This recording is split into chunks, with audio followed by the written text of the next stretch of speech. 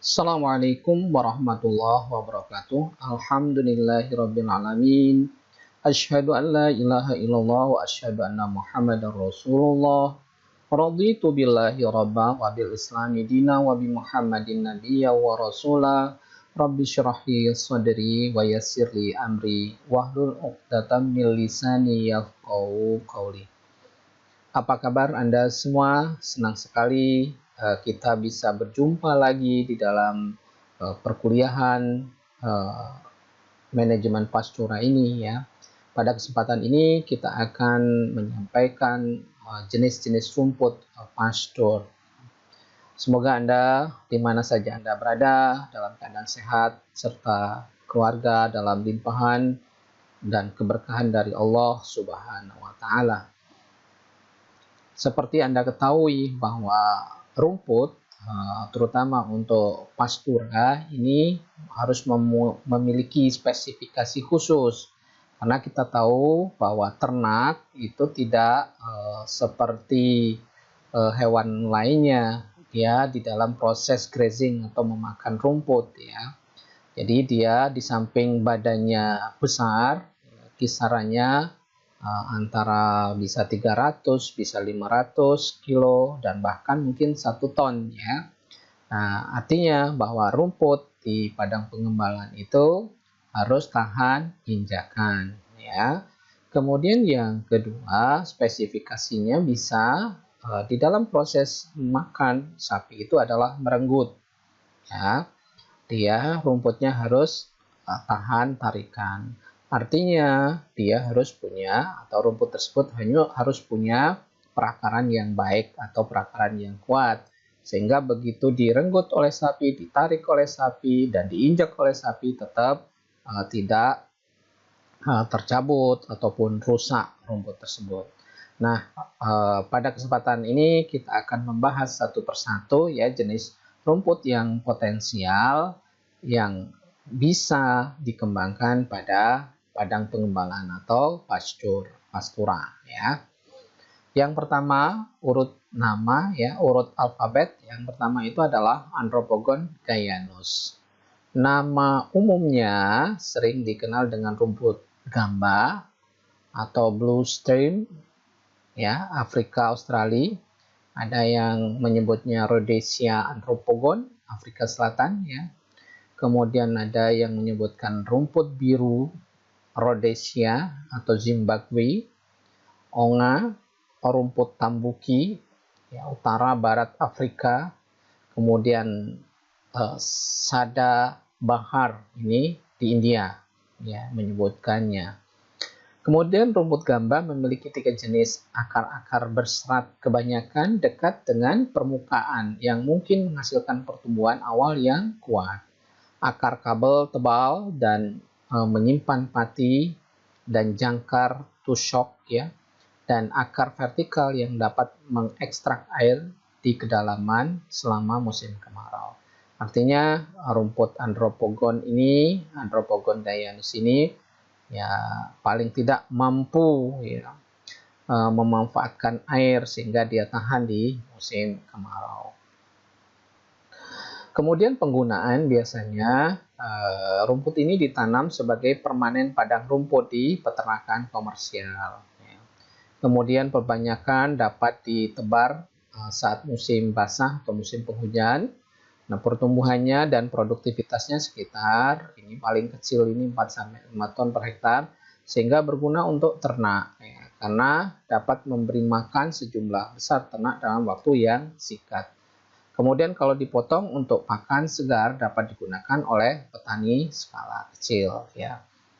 Nah, berikutnya adalah Brachyaria brizantha. Nama umum rumput ini di beberapa tempat ini ada yang menamakan rumput palisade di Samoa ya. Ada yang memberikan nama rumput sinyal Afrika Timur, rumput Saint Lucia di Queensland. Ada yang menamakan rumput Ceylon domba di Sri Lanka. Kemudian ada yang memberikan nama Brachyaria tegak di Zimbabwe. Kemudian rumput roti di Afrika Selatan. Estrella de Africa, Pasto Alambe di Amerika Latin. Bagaimana karakteristik botaninya? Tanaman tahunan ini dengan sejumlah kecil rizom pendek ya dan batang tegak atau sedikit menjalar dengan tinggi sekitar 60 sampai 150 cm. Brachyaria brizantha ini sangat mirip dengan Brachyaria decumbens, dan spesies ini mungkin sulit dibedakan. Nah, di beberapa tempat ya terutama di Indonesia, rumput ini biasanya disingkat menjadi rumput BB ya. Ya, rumput BB artinya disingkat Brachyaria brizantha. Tapi tidak ada yang panggil Ria ya. Nanti kalau Ria nama orang tentunya. Oke. Kita lanjut ya. Penggunaan rumput ini biasanya digunakan pada padang gembala permanen untuk pengembalaan dan bisa juga dipotong ya, di defoliasi. Cocok ditanam dengan padi di dataran tinggi, Oryza sativa ya, seperti yang dilakukan di sabana di daerah Kolombia. Juga digunakan sebagai padang gembala di bawah perkebunan dan sebagai penutup tanah untuk menahan erosi. Artinya rumput ini kita sebetulnya bisa kita kembangkan di daerah Bengkulu ya. Bengkulu kita punya banyak perkebunan, terutama perkebunan sawit, perkebunan karet ya, sedikit mungkin perkebunan coklat sudah tidak berkembang lagi. Atau perkebunan kopi ya yang mungkin banyak di Bengkulu. Kemudian pengembalaan atau pemotongan ini ya tahan terhadap frekuensi pemotongan tinggi baik sebagai padang gembala maupun untuk hijauan segar yang bisa di grazing atau di defoliasi ya. Kultivar marandu dan karang adalah tanaman yang tinggi sehingga sangat mudah dipotong dengan tangan ya. Jadi tinggal menyesuaikan saja apakah mau dijadikan sebagai padang pengembalaan ya, tanaman pastur atau tanaman potongan. Nah, kandungan nutrisinya bagaimana? Kandungan nutrisi rumput BB ini nilai nutrisinya tergantung pada kesuburan tanah, umur tanaman ya, protein kasar 7 sampai 16% dan pencernaan sekitar 51 sampai 75%. Nah, patut diingat oleh Anda bahwa rumput itu adalah makhluk hidup juga. Nah, kalau di kita sering kan diabaikan. Biasanya kita tanam di pematang-pematang sawah atau lahan yang marginal. Nah, ini tidak akan mendukung produksi yang tinggi kalau misalnya kita menanam di tempat atau di lahan atau tanah yang marginal ya. Kemudian palatabilitasnya bagaimana atau kesukaan dari ternak?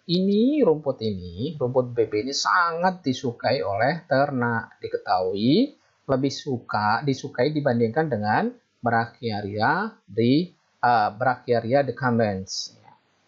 Kemudian produksi bahan keringnya sangat produktif dan mampu mendukung tingkat pengembalaan tinggi dan dapat tumbuh baik di bawah pengembalaan terus-menerus atau kontinu atau pengembalaan bergilir rotasi ya. Tumbuh baik bisa di musim kering ataupun apalagi di musim penghujan ya. Produksi bahan keringnya berkisar antara 8 sampai 20 ton per hektar per tahun untuk rumput Brachyaria brizantha ini. Selanjutnya rumput Brachyaria decumbens. Nama umumnya di Indonesia rumput signal.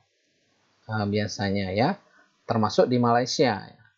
Ada di Jawa Barat mereka seperti Bapak katakan tadi, dia atau mereka menyingkat menjadi rumput BD misalnya di Jawa Barat.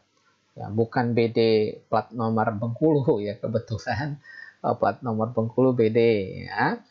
Ini singkatan dari Brachyaria decumbens. Kemudian karakteristik botaninya. Bagaimana karakteristik botaninya? Dia tumbuh rendah, tegak atau menjalar, membentuk rizom dan tanaman tahunan berstolon dengan daun berbulu sedang dan berwarna hijau terang. Lebar antara 7 sampai 20 meter ya, sentimeter ya. Dan panjang 5 sampai 25 cm. Daun tumbuh dari stolon yang merambat yang berakar pada kuku-bukunya. Oke. Kemudian penggunaannya Brachyaria decumbens ini biasanya ditanam untuk padang pengembalaan yang permanen ya. Tetapi juga ditanam atau dikonversi pada sistem potong angkut atau cut and carry oleh peternak ya. Kemudian ditanam sebagai penutup tanah yang digembalai pada perkebunan dan memberi penutup yang baik untuk menahan erosi pada daerah yang miring. Kemudian digunakan pada sistem seperti padi dataran tinggi di sabana di Kolombia ya. Kemudian selanjutnya ya, dapat memberikan padang pengembalaan penutup untuk mengontrol Chromolaena odorata di Cina ya. Chromolaena odorata ini adalah gulma yang sering sangat invasif ya pada lahan-lahan yang tidak terpakai. Pengembalaan atau pemotongan sangat tahan ya. Pengembalaan berat dengan stolon tetap bertahan di bawah penggembalaan dan curah hujan yang rendah. Naungan akan mengurangi daya tahan terhadap pengembalaan berat. Jadi kalau misalnya rumput ini ya, ada naungan, ini malah berkurang ininya kemampuannya. Jadi diupayakan naungannya jangan terlalu banyak. Nah, pertanyaannya Pak, kalau di perkebunan bagaimana? Ya harus disiasati di luar kanopinya yang kita tanam. Walaupun Anda bisa lihat ya, rumput apapun kalau dia tertutupi oleh kanopi tanaman ataupun yang lebih besar, ada kecenderungan dia akan bersaing sinar matahari yang akhirnya dia tidak bisa tumbuh dengan baik. Sama ya dengan rumput ini. Bertahan dengan baik pada pemotongan yang teratur ya. Reguler dia dipotong secara teratur, tetapi pemotongan yang terlalu sering akan menyebabkan daun sulit dipanen ya. Kalau terlalu sering itu akan nanti menyebabkan kurang produktif jadinya. Kemudian selanjutnya kandungan nutrisi cukup tinggi tetapi bergantung pada status kesuburan tanah. Jadi balik-balik ya bahwa kesuburan tanah ini diperlukan ya. Kemudian kecernaan sedang sampai tinggi ya. 50 sampai 80%. Protein kasar berkisar antara 9 sampai 20% tergantung pada kesuburan tanah dan manajemen kita melakukan pemeliharaan ya. Apakah kita lakukan pemupukan, apakah dilakukan penyiangan, apakah dilakukan pengairan kalau pas masa butuh ini ya, pas butuh air terutama di musim kemarau ya. Kemudian bagaimana dengan palatabilitas atau kesukaan ternak pada rumput ini? Cukup baik, tetapi tergantung kesuburan tanah. Tetapi rumput ini tidak disukai oleh kuda. Ya, ini rumput BD ini tidak atau kurang disukai oleh kuda. Produksi bahan keringnya termasuk tinggi dengan kalau dipupuk dengan baik ya, dengan produksi sekitar 10 ton per hektar per tahun dan bisa mencapai 30 ton per hektar per tahun di bawah kondisi yang ideal tentunya. Yang mulai dari pemeliharaannya, pemupukannya itu harus benar-benar diperhatikan dengan baik, termasuk sumber air yang diperlukan pada saat musim kemarau. Produksi biji sekarang, Brachyaria decumbens ya dapat dipanen secara mekanis, tetapi diperlukan kemampuan untuk menangani daun dalam jumlah yang besar yang dapat menahan biji yang jatuh. Panen biji, ini salah satu contohnya di Brasil dan Australia biasanya sekitar 400 sampai 1000 kg per hektar, tetapi biasanya lebih rendah di daerah lintang yang lebih rendah ya. Nah, biji biasanya dorman, segera setelah dipanen ya. Kalau misalnya biji kita panen ya, kemudian langsung ditanam, itu biasanya daya kecambahnya kurang. Seperti yang kita sempat bahas sebelumnya tentang biji ini atau bibit ya. Dormansi mungkin dihilangkan dengan penyimpanan selama 6 sampai 9 bulan atau dengan skarifikasi larutan asam, misalnya asam sulfat ya. Nah, itu bisa dilakukan. Yang keempat itu Brachyria humidicola. Nama umum ya, rumput coronifia. Bukan corona, bukan rumput corona ya, yang sekarang menjadi pandemi. Jadi rumput coronifia itu di Fiji ya, rumput sinyal merayap di Afrika Selatan mereka menyebutnya. Kemudian karakteristik botaninya seperti apa? Tanaman rumput tahunan yang mempunyai banyak stolon dan rizom dan membentuk lapisan penutup tanah. Ini contoh ya rumputnya. Kemudian helai daun lebar sekitar 5 sampai 16 mm dan panjang sampai 25 cm. Tangkai bunga tegak tinggi sekitar 20 sampai 60 cm. Ini adalah ya, jadi yang Bapak tampilkan di samping itu adalah gambar yang disesuaikan rumputnya, rumput apa ya. Kalau ini adalah gambar Brachyria humidicola. Biar Anda punya gambaran, oh ternyata seperti ini rumputnya, mungkin ada di tempat Anda atau di daerah Anda ya.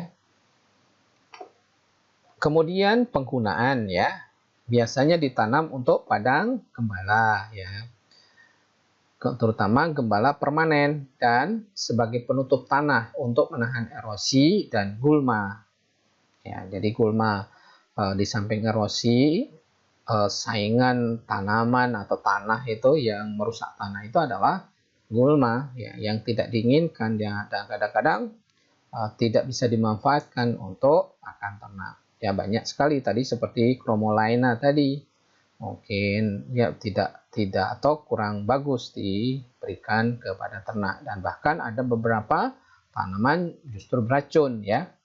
Kemudian dapat digunakan sebagai hay. Masih ingat hay ya? Saya yakin masih ingat Anda, yang namanya hay itu adalah hijauan pakan yang sengaja kita keringkan ya. Di kadang-kadang kalau di beberapa negara itu digulung ya, seperti roti gulung ya, yang disiapkan supaya gampang di dalam proses transportasinya dan pemberiannya kepada ternak. Dan untuk menekan nematoda, masih ingat apa nematoda ya? Cacing ya, pada sistem tanaman pangan ya. Kadang-kadang tanaman itu bisa dirusak oleh cacing, itu akar perakarannya ini. Kemudian kandungan nutrisi, nilai nutrisi cukup baik, itu protein kasarnya bisa mencapai 5 sampai 17%. Mengingat rendahnya kesuburan tanah di mana tanaman ini tumbuh, kecerahan berkisar dari 48 sampai 75%. Biasanya kualitas lebih rendah dibanding dengan spesies Brachyria yang lain, misalnya Brachyria decumbens, Brachyria brizantha, ataupun Brachyria ruziziensis ya, dengan kecerahan menurun secara cepat bila tidak digembalai. Sekarang produksi bahan kering ya. Produksi bahan kering dipengaruhi sangat kuat oleh kesuburan tanah dan berkisar antara 7 sampai 34 ton per hektar per tahun. Produksi biji ya. Ini adalah biji rumput, bukan ini ya, bukan gabah. Memang bentuknya hampir mirip tapi lebih kecil ya dari gabah ya. Biji dapat dipanen dengan tangan. Panen dapat mencapai sekitar 200 sampai 300 kg per hektar. Biji mungkin dorman selama 9 bulan dan harus disimpan. ya, dalam suhu rendah dan kondisi kelembaban rendah untuk mencegah penurunan dari kualitas biji ini. Yang berikutnya kita akan bahas Brachyaria ruziziensis ya, atau rumput Kennedy ya, bukan Kennedy mantan Bapak Wali Kota atau Kennedy mantan Presiden Amerika ya. Ini rumput Kennedy ruzi. Nah, ini di Australia ya. Kemudian rumput sinyal Kongo di Afrika, dikenalnya seperti itu. Ada rumput sinyal bersujud di Kenya ya. Maksudnya bersujud ini rebah dia ya. Kemudian penggunaan padang pengembalaan permanen atau semi permanen untuk digembalai atau dipotong sebagai pakan hijauan dan konservasi. Artinya bisa mempertahankan lahan-lahan yang kurang produktif ya, supaya dikonservasi sehingga proses kondisi tanah itu bisa diperbaiki. Nah, sebetulnya kalau ada tanda-tanda seperti ini bisa untuk konservasi, ini bisa digunakan untuk misalnya lahan-lahan bekas tambang gitu. Ya, seperti bekas tambang batu bara atau tambang apa saja yang ditinggal, yang biasanya topsoilnya sudah sangat minimal, terjadi kerusakan, biasanya juga terjadi logam berat yang tinggi, itu bisa kita konservasi dengan Brachyaria ruziziensis ini ya.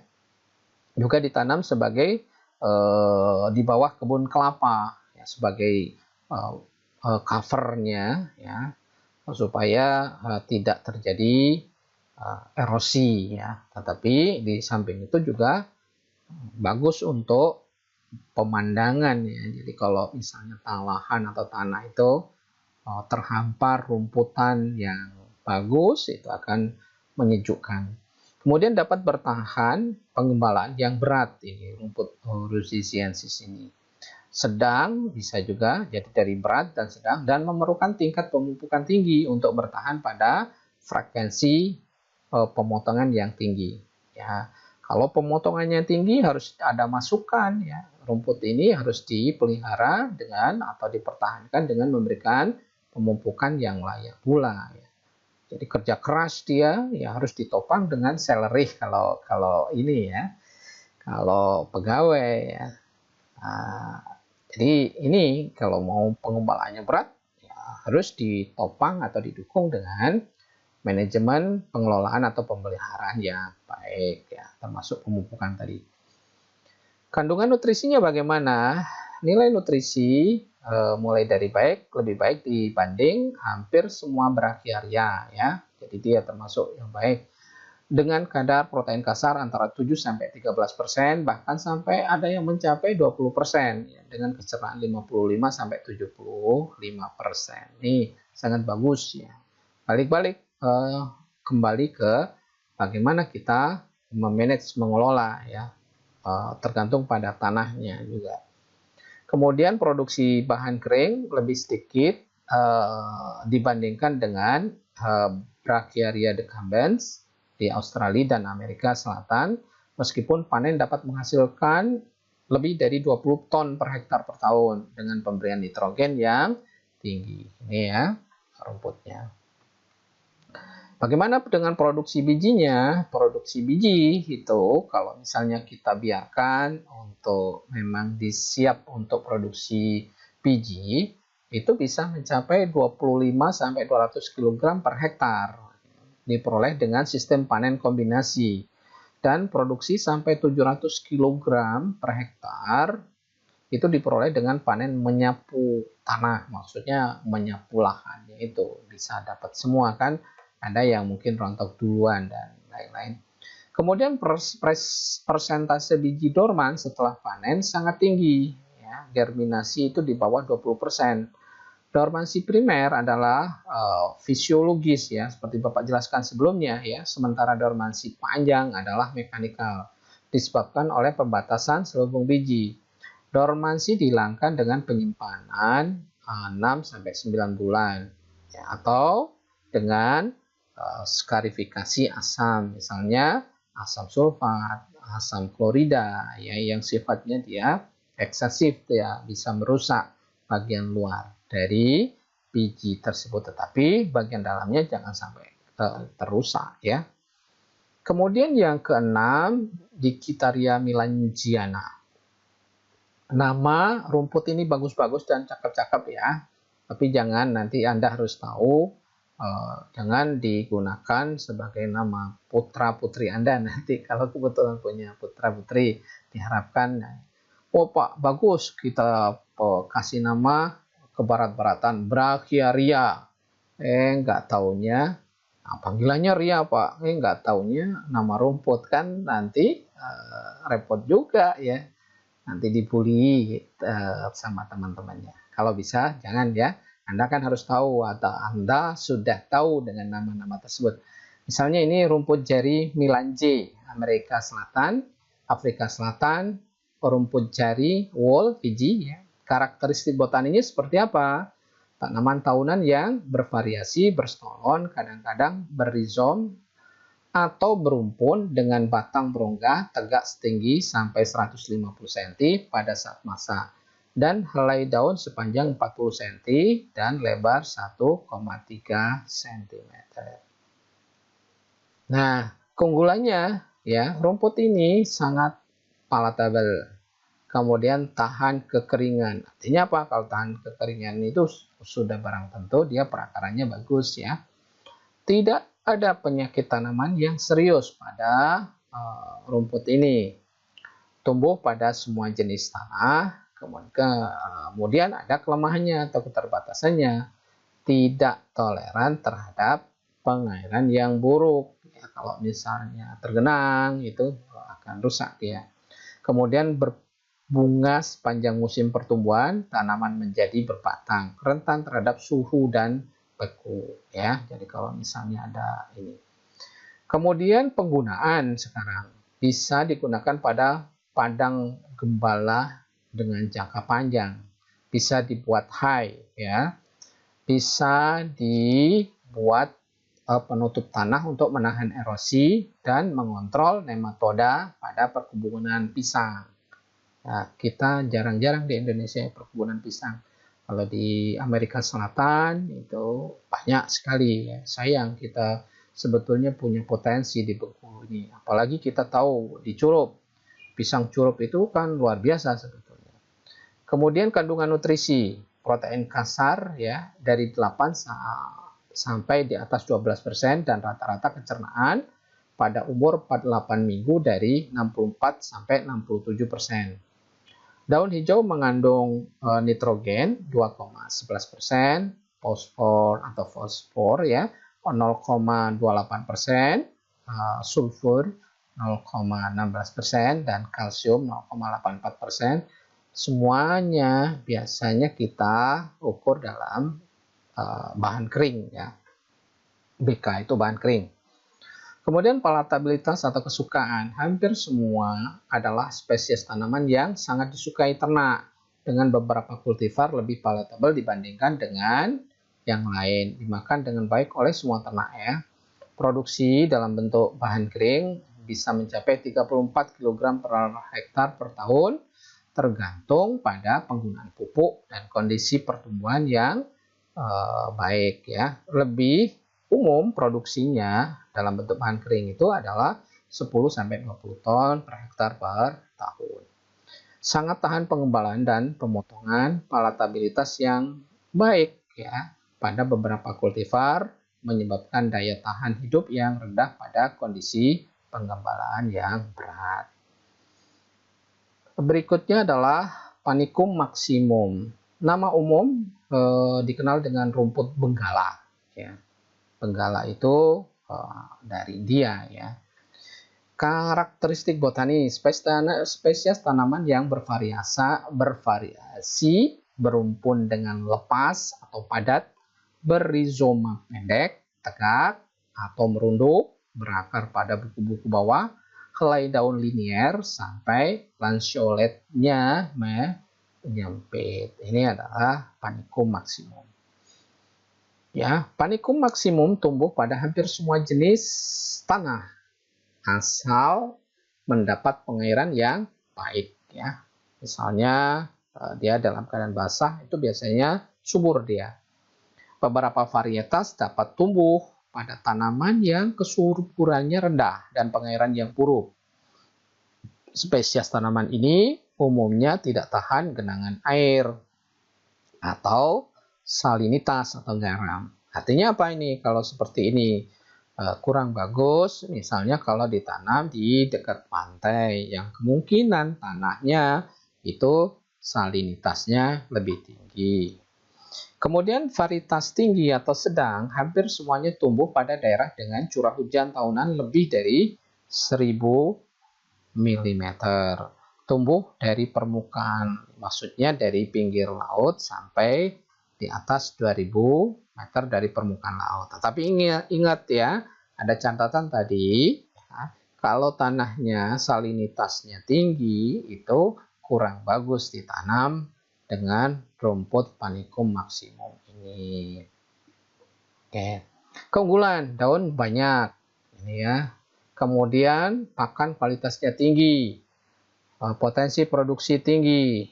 Jelas disukai ternak, cocok untuk gembala dan potong. Nah, ini yang bagus ini. Kalau di Indonesia itu tahan kekeringan karena kita ada kendala di musim kemarau. Kemudian tumbuh di awal musim pada beberapa varietas. Keterbatasannya apa? Atau ini ya kekurangannya memerlukan tanah yang subur. Nah, ini yang jadi perhatian kita. Sekali lagi, kalau Anda atau kita semua mau memproduksi rumput yang baik ya harus diperlukan lahan yang subur pula. Kemudian tidak tahan pengenangan air, artinya tidak bisa kita tanam di lahan rawa ya. Kemudian tidak tahan pengembalan yang berat ya. Kalau misalnya dikasih ternak yang cukup banyak. Menjadi berbatang bila tidak dipotong atau tidak sering digembalai. Jadi keras maksudnya, batangnya menjadi lebih keras atau menjadi ya kalau kita lihat itu nanti terjadi proses menua dia sehingga kandungannya lebih banyak lignoselulosanya. Padahal yang kita inginkan nanti selulosanya yang bisa dimanfaatkan oleh ruminansia itu ya. Oke. Kemudian penggunaan itu pada padang pengembalaan jangka panjang bila kesuburan tanah tetap dipelihara. Idealnya untuk potong, cut and carry ya. Kemudian meskipun tipe kasar mungkin menyebabkan tidak nyaman bagi pemotongnya. Ini termasuk ini ya mengganggu bagi pemotongnya. Tapi pada saat ini kan sudah banyak alat pemotongnya ya. Secara ini bisa menggunakan berbagai macam alat. Bahkan kalau di beberapa negara itu sudah menggunakan mesin ya. Kemudian daya tahan naungan sedang. Ya, kalau rumput itu ada yang memang tahan naungan, ada yang tidak. Tapi ini ya untuk rumput ini dia tahannya dengan naungan sedang. Cukup palatable atau disukai ketika tua dan digunakan untuk membuat hay. Produksi bijinya seperti apa? Terbaik pada lingkungan dengan panjang hari lebih panjang. Nah, berarti ini membutuhkan daerah temperate ya, yang 4 musim biasanya panjang harinya lebih panjang. Contoh lain tanaman yang mungkin Anda tahu itu seperti gandum. Makanya sampai sekarang gandum itu yang Anda nikmati dalam bentuk terigu itu kan diimpor. Kurang bagus kalau misalnya ditanam di Indonesia. Termasuk makanan yang luar biasa, masyarakat kita semua itu kedelai. Kedelai itu perlu panjang hari yang lebih panjang, sehingga di Indonesia itu produksi kedelainya itu kurang seperti di luar negeri gitu ya. Kemudian biji masak tidak bersamaan dan dilepas ketika masak sekitar 200 kg per hektar dengan panen sapu bersih ya, meskipun telah dilaporkan hasil panen biji yang lebih tinggi lagi. Nah, yang ke-8 itu Paspalum atratum. Ini contoh rumputnya. Atra paspalum Amerika Serikat ya. Kemudian ada Atratum Asia Tenggara, Capim pojuca Brasil, Pasto pojuca Venezuela. Karakteristik botaninya, tanaman berdaun banyak, rumput tahunan dengan rumpun yang tegak, biasanya tinggi kurang dari 1 meter sampai 2 meter. Ketika berbunga, lebar daun sampai atau di atas 2,5 cm, mengkilap dan rapuh, bahkan ketika dewasa pun ya. Bila terdapat dalam suatu tandan sederhana sepanjang 26 cm yang tersusun, atas 20 tangkai biasanya. Panjang bagian bawah sampai 14 cm. Ini salah satu contoh biasanya dimanfaatkan atau dipanen menggunakan tangan, seperti kalau di Indonesia itu menggunakan ani-ani ya. Kalau panen padi ya, zaman dulu, tapi kalau sekarang itu kan ada yang menggunakan alat ya, pakai sabit atau mesin ya, atau ini udah mekanisasi. Penggunaan digunakan sebagai padang penggembalaan ya, jangka panjang terbuka atau di bawah pohon. Sifatnya yang tegak dan mudah dipotong membuatnya berguna dalam sistem potong angkut atau cut and carry ya. Meskipun ujung daun yang tajam dapat menyebabkan ketidaknyamanan bagi yang menanganinya. Produksi bahan kering ya.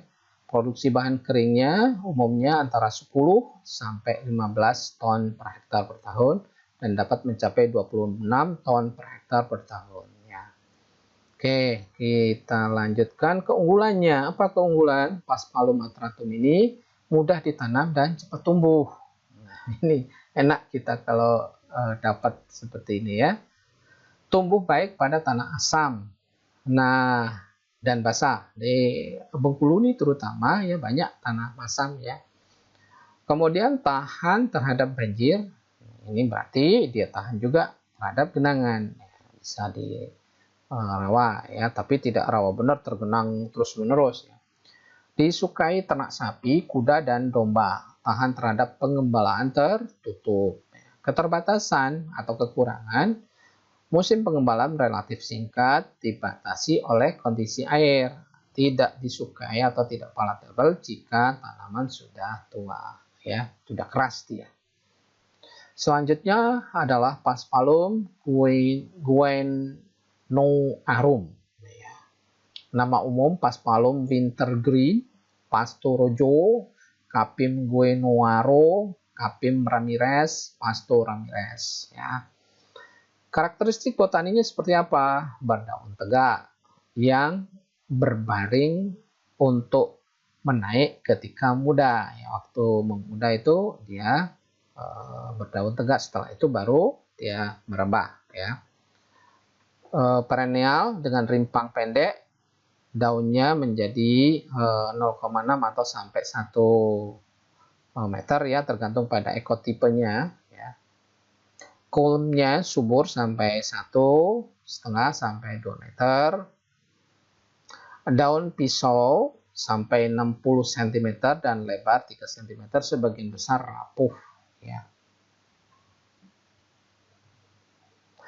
Penggunaan untuk rumput padang pengembalaan ya, dan dipotong sekarang sudah berhasil dilestarikan sebagai jerami atau silase. Ya. Bisa untuk rumput gembalaan atau bisa digunakan sebagai hay dan silase. Kandungan nutrisi bervariasi dengan usia dan status bahan unsur hara tanah, termasuk penggunaan pupuk. Ini kandungan nutrisinya balik-balik kepada kondisi tanahnya. Produksi akhir bisa mencapai 4 sampai 25, kebanyakan 10 sampai 20 ton per hektar ya, bahan kering dry matter itu DM ya, tergantung pada genotipenya.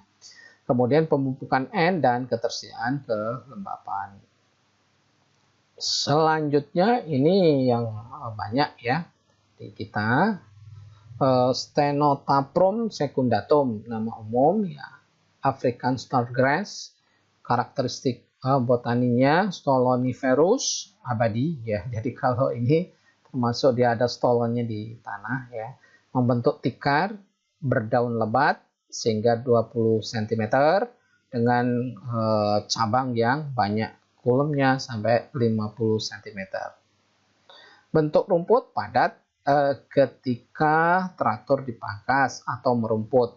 Batangnya pipih, daunnya selubung, sangat terkompresi ya, sangat rapat ya atau sangat padat, dan jatuh rebah ya, bukan jatuh pingsan, itu rebah. Daun kaku, kebiru-biruan, biru abu-abu dalam warnanya ya, di warnanya. Kemudian penggunaan sebagian besar dipanen dengan cara mengembalakan ternak atau ditanam sebagai rumput. Memiliki peran sebagai padang rumput di bawah pohon ya karena tahan naungan, atau di dekat laut di mana garam merusak rumput tersebut. Artinya dia bisa digunakan ditanam di tanah yang mempunyai salinitas ya. Dapat digunakan untuk silase. Kandungan nutrisinya bagaimana? Penting untuk sering memanennya. Seperti rumput tropis lainnya, kualitas itu akan menurun cepat dengan usia pertumbuhan kembali. Dengan konsentrasi nitrogen turun dari 2,7% menjadi 1%. Pencernaan protein kasar dari 53% sampai 31%, dan pencernaan bahan kering dari 60% sampai ke 50%. Nah, produksi hasil ya bisa mencapai 5 ton per hektar per tahun, dry matter ini bahan kering ya.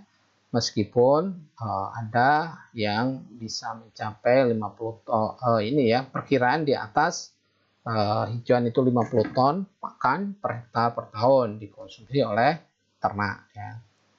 Pertumbuhan yang kalau diberikan kepada ternak itu bisa mencapai 0,61. Nah, ini live weight ini pertambahan bobot badannya ya, 0,61 kg per hari ya. Setelah dilaporkan di beberapa penelitian dengan pengembalaan jangka pendek, misalnya 6 bulan. Kemudian yang berikutnya, yang ke-11 itu Censurus ciliaris. Nama umumnya ekor rubah karena ininya seperti ekor rubah, tinggi bisa mencapai 1,5 meter ya, 1,5 meter, batang tegak dan agak berunduk ya. Bunga berwarna kecoklatan seperti ekor rubah. Ini spesifik agronomisnya sangat tahan kering, drought resistance ya. Dan tahan api, fire resistant, karena mempunyai batang atau rizom bawah tanah. Jadi dia mempunyai batang dan rizom di dalam tanah, sehingga walaupun dibakar di atasnya bisa jadi dia segera tumbuh kembali. Ini contoh yang lain sebetulnya alang-alang ya, seperti ini ya, tahan ya. Adaptasi luas pada berbagai jenis tanah, tahan terhadap pengembalaan yang berat. Kemudian penggunaan diutamakan sebagai padang rumput, tetapi dapat digunakan untuk hay yang jerami ini ya, diambil dan atau dibikin silase. Tidak cocok untuk jangka pendek padang rumput karena terlalu sulit untuk menghapus dan mengikat nutrisi ya. Kemudian produksi bahan keringnya hasil sangat tergantung pada kesuburan tanah dan kondisi pertumbuhan. Tetapi sebagian besar kisarannya 2-9 ton per hektar dan di bawah kondisi ideal sampai 24 ton per hektar. Nah, ini yang berikutnya adalah rumput Chloris gayana. Ya, nama umumnya sering dikenal dengan Rhodes grass. Rhodes grass karakteristik botani ya, perennial, berstolon sampai 1,5 meter, bunga berbentuk payung. Spesifikasi agronominya misalnya dia dengan curah hujan 630 sampai 1150 mm per tahun, agak tahan kering di bawah buffalo grass ya, dan green panic. Tumbuh pada berbagai jenis tanah, responsif terhadap tanah yang subur, tahan salinitas, tahan grazing, dan dapat dikombinasikan dengan berbagai legium, misalnya Desmodium, Cilantro, Centro, dan Stilo. Penggunaan biasanya digunakan pada padang gembala permanen atau padang gembala jangka pendek dan menengah untuk memperbaiki struktur tanah. Bisa meningkatkan kadar bahan organik dan mengurangi nematoda. Bahan hai tadi ya, jerami tadi ya, yang baik jika dipotong sebelum berbunga, merupakan hijauan yang cukup baik ketika tua. Jadi walaupun kondisi tua masih bisa diberikan kepada ternak. Penutup tanah yang baik dan menahan erosi dengan efektif ketika telah tumbuh baik tetapi memerlukan pemangkasan secara teratur untuk mempertahankan tanah. Ini sering banyak Anda lihat di kita ya, di kebun-kebun. Produksi bahan kering umumnya berkisar mulai dari 2 sampai 10-25 ton per hektar tergantung dari varietasnya, kesuburan tanah, kondisi lingkungan, dan frekuensi pemotongan. Sekian dulu, terima kasih, tetap bersemangat ya, semoga Anda semua selalu diberi kesehatan. Salam untuk keluarga. Nasrum minallah fatun qarib. Wassalamualaikum warahmatullahi wabarakatuh.